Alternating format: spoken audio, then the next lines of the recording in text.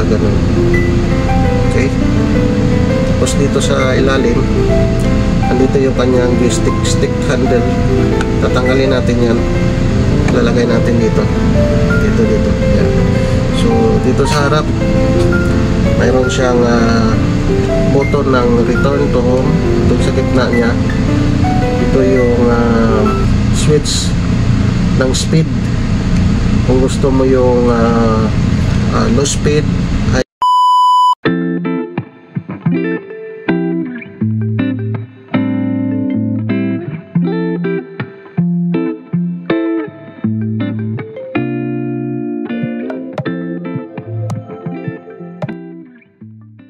Yo, what's up mga kabintor, isang mapagpalang araw sa inyong lahat. At ngayon ay araw ng Sunday, 24 ng hapon dito sa Singapore time, no? At ngayon ay mamayang gabi ay Christmas na. Merry Christmas sa inyong lahat.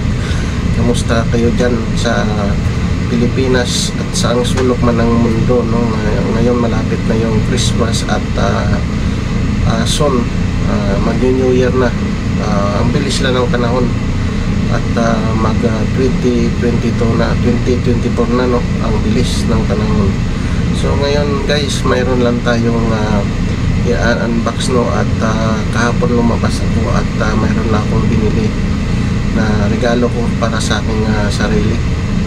So ngayon ay araw ng linggo at mamayang gabi Christmas na. So hindi kami handa at mamaya, baka bukas na lang kasi magkukro-change dito. So doon na kami maghahanda, no? Maglilitsure ako bukas.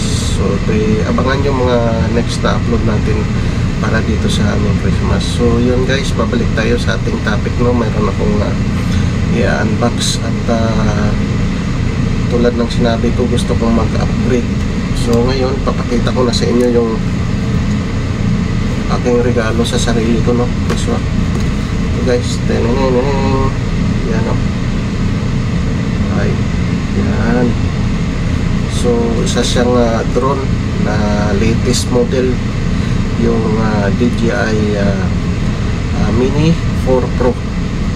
So kaya nagustuhan ko to, no? At matagal ko nang pinangarap na magkaroon ng ganito, dahil itong drone na to, ito yung pinaka-latest at marami siyang feature na magagawa, hindi kagaya yung luma nating drone at medyo mahirap, no? At lalo na pagka medyo mahangin na nakakatakot na gagamitin. So ito ay may wind resistant siya, tapos may obstacle avoidance. So pag halimbawa natatama siya sa isang object, kung siya siyang mag-i-stop o kung siya siyang mag-iiwas. So maraming mga feature tong drone na to at marami siyang magagawa, no?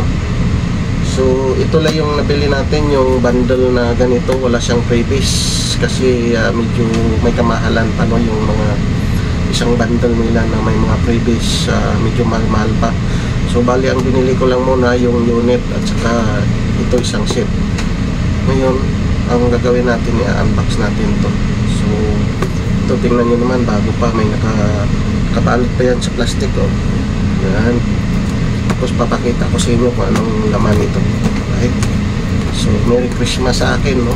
Yan, regalo ko sa sarili ko. So pinag-ipunan ko talaga ito para lang na mabili itong item na to. So ang bili ko nito ay i-reveal natin mamaya sa huli, no? Bago tayo mag-i-in. So ngayon, huwag na natin patagalin kasi medyo excited na rin ako na makita ang laman nito, no? Hanap na tayo ng cutter kasi naka-plastic na to. Wait lang guys,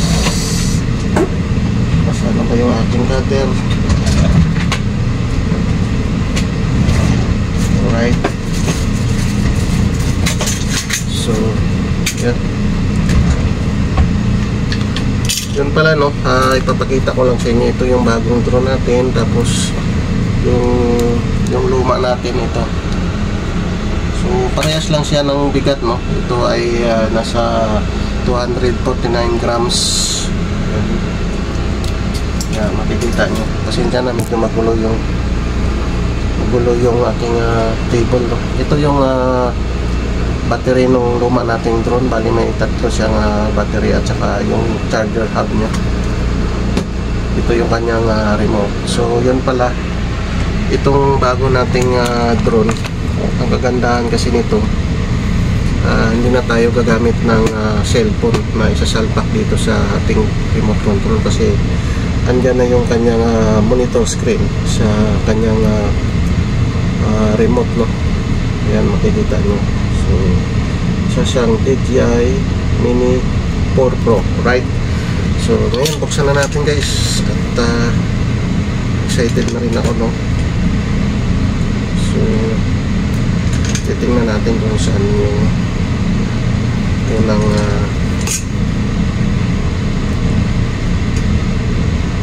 okay. So bali dito yung ano niya, oh. Yan, dito yung bukasan niya. Yan. Huwag lang natin sirain yung kanyang box, kasi siyempre ibabalik din natin dito pagka limbawa na mag-travel tayo. So bali ito, magagamit din natin to sa mga next na exploration natin kapag tayo ay mag-explore sa mga ibang lugar, no? Magagamit natin to at mapalitan natin ng maayos. So ang kagandahan nito, guys, kapag kasi itong drone na to, hindi mo na kailangan yung license. Kung halimbawa pupunta ka sa ibang lugar, kagaya sa mga Canada, Amerika, kailangan mo doon mag-take ng license. So bali ito, hindi mo na kailangan, kasi nakalagay na dito. Dito sa back niya ay nakalagay ng ultralight 8 foldable, less than 249 grams. So ibig sabihin parehas lang sila ng bigat ng luma kong drone. Tapos may nakalagay din dito na directional action and obstacle sensor. Yun, ibig sabihin may obstacle avoidance siya, na may sensor siya na pagka halimbawa tatama sa isang object, kusa siya mag-stop, no? So marami pa siyang video, kaya titingnan natin. Hahaba na kasi yung video natin, kailangan piksian lang natin para hindi kayo mainit, diba? So ayan, buksan na natin. Wow, may pangalan dito, yung kanyang apps. Pag gusto mong i-upload yung kanyang apps, ayan. So ayan, ayan, gusto lang natin yung ating kanya.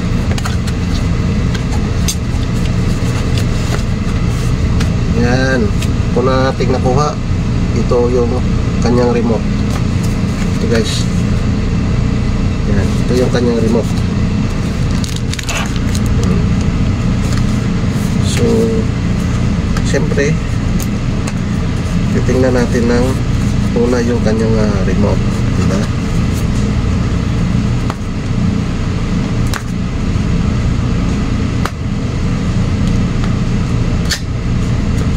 So pang-apat ko na drone to.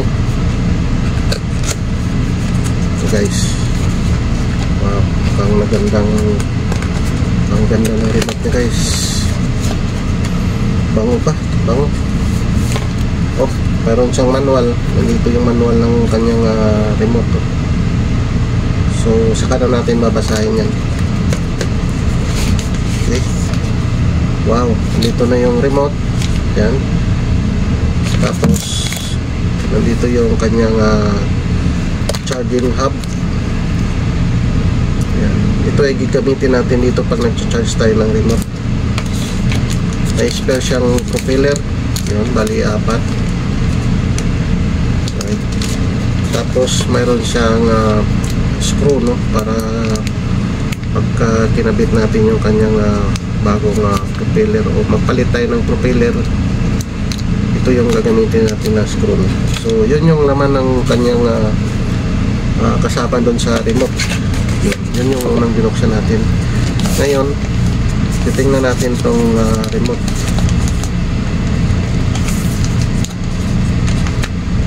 Tingnan natin siya, guys. Ganda ng pagka-seal ng kanyang remote, oh. Wow, ang kinis guys, napakaganda. Right, yun, oh, napakaganda. Yun, ito yung kanyang antenna. Yan, pagka nagpi-play ka, dapat yung antenna mo nakaganon.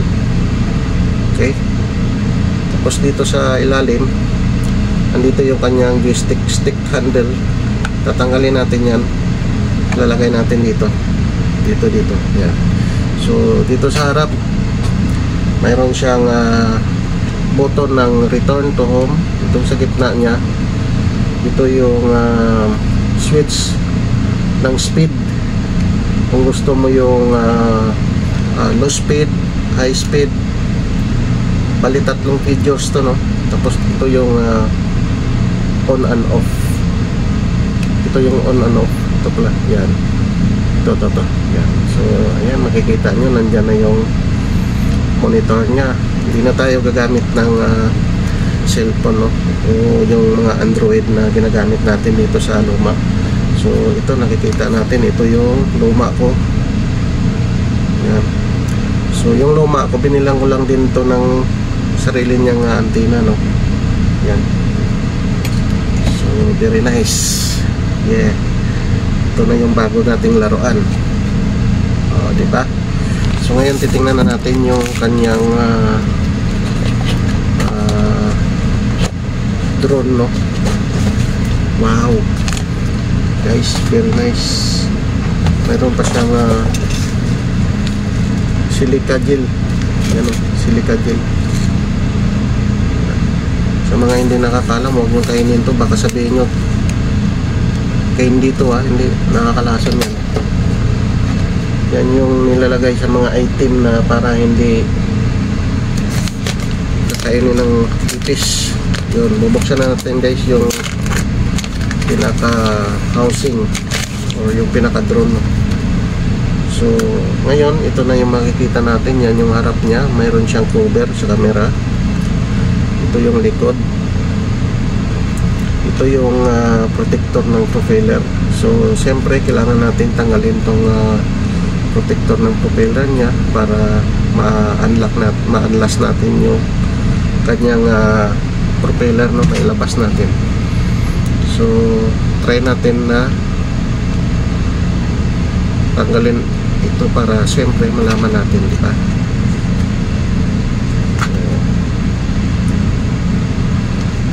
Ang alam ko, ang pagtanggal nito, tanggalin natin to guys, ito, yan, tanggalin natin to.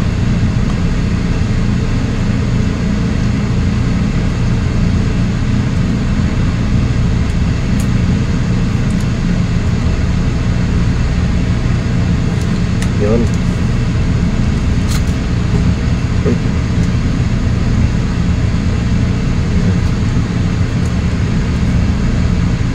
Tapos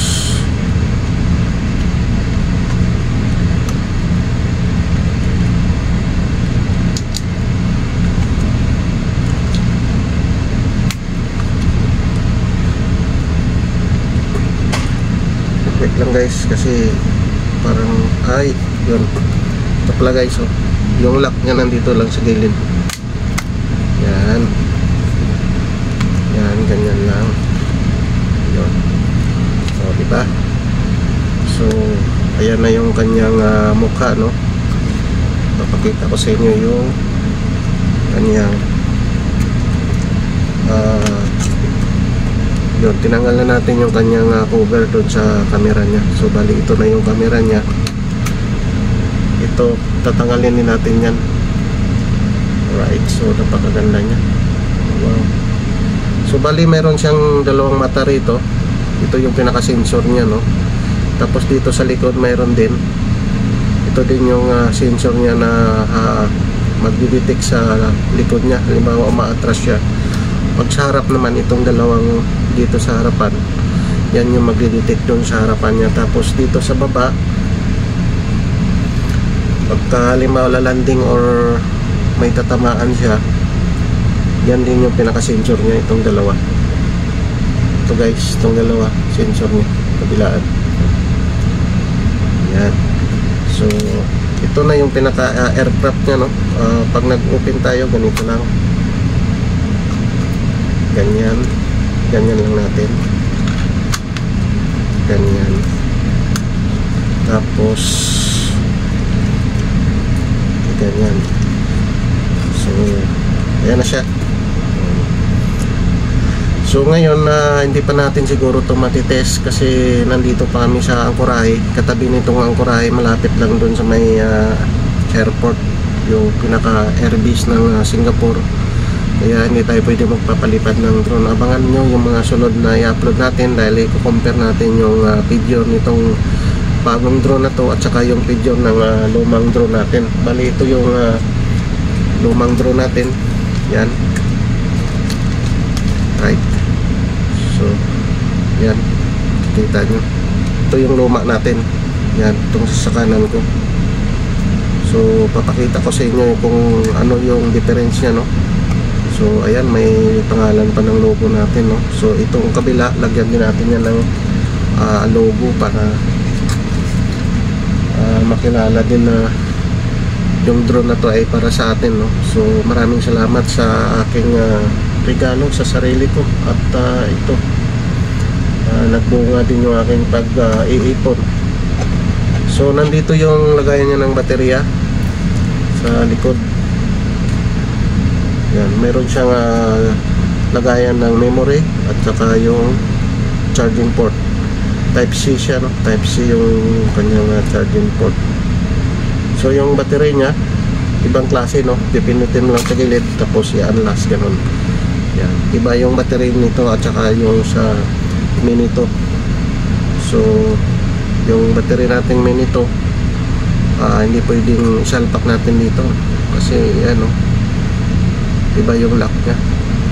So pag-uwi natin, pag-uwi ko ng Pilipinas, doon ako bibili ng extra battery at saka yung kanyang charging port, charging. Yan lang pagbalik, no, naka-lock na siya. Right. So ngayon guys, sasabihin ko na sa inyo yung price nitong drone, no, at ipapakita ko sa inyo yung kanyang price. So ito ay nabili ko dito sa Singapore sa halagang 1,000. Actually, konti lang naman yung diferensya niya. Kung halimbawa bibili ka sa Pilipinas, konting-konti lang naman ang diferensya niya. Siguro ang diferensya mga 1,000 or 2,000, ganun.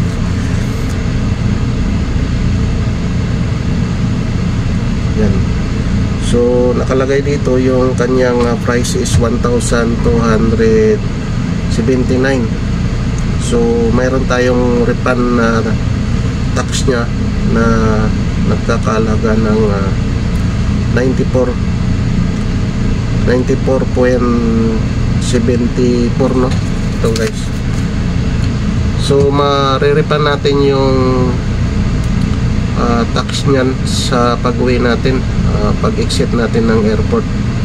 Sabi naman nung store na mariripan natin kulang-kulang 100, sayang din, no, 100 Singapore. So magkano yun? Nasa 4,000 sa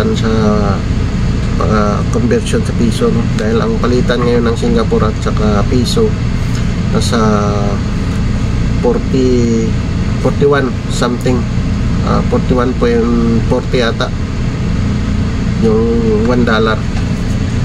So yun, maraming salamat at ito, may pamasko ko sa sarili ko at mayroon na rin akong magagamit sa mga next na adventure natin, no. So ayan yung resibo niya. Ayan, no, baliktarin natin. Kikita nyo ba? Ayan, baliktad pa rin ata. Yan yung price niya, 1,300 yung binigay ko na pera. Ang price niya is 1,709, 1,279 yun. So tatago natin to at i-re-return natin pagka mag-exit na tayo or yung pauwi na tayo ng Pilipinas. So yun, ako ay mag-outro na. Pasasalamat na lang ako doon sa ating mga solid supporters, sa mga ating silent viewers. Merry Christmas and Happy New Year. Maraming salamat sa inyo, and God bless. Sana huwag kayong magsawa na manonood sa ating mga video, kasi sa bawat papanood ninyo ng aking mga video ay makakatulong din tayo, no? So yung mga next na sahod natin ipapadala ulit natin doon sa tinutulungan natin. Hindi ko lang sinasabi sa inyo na yung aking kinikita dito hindi naman kalakihan, pero at least nakakatulong tayo, no? Kasi hindi ko naman kailangan din yung pera dahil may trabaho naman ako. So yung akin na kailangan sa sarili ko, kinukuha ko lang din sa pinagtatrabahuhan ko. So yung mga kung sakaling nagsasahod tayo sa mga next na buwan, iniipon natin yan at binibigay natin sa mga nangangailangan. So ngayong buwan, dahil magpapasko, bumili lang ako ng kailangan ko sa sarili ko, no? At siyempre magagamit din natin sa ating mga pag-adventure. So yun, maraming salamat at God bless sa inyong lahat ulit. Ako'y magbabay na, and peace out. Our hearts beat to the city streets. We began to feel the fire. We rise like tall buildings as the chemicals, they take us higher.